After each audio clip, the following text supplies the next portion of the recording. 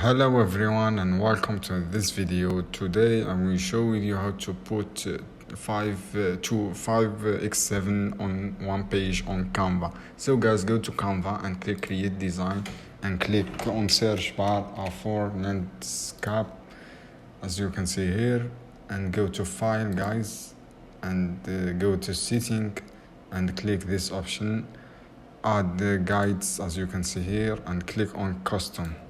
And this option guys, setting, click this setting as you can see here to 1.1 1.6 as you can see here, and here click 1 and here stay 0 and here click 1.7 and add to guide.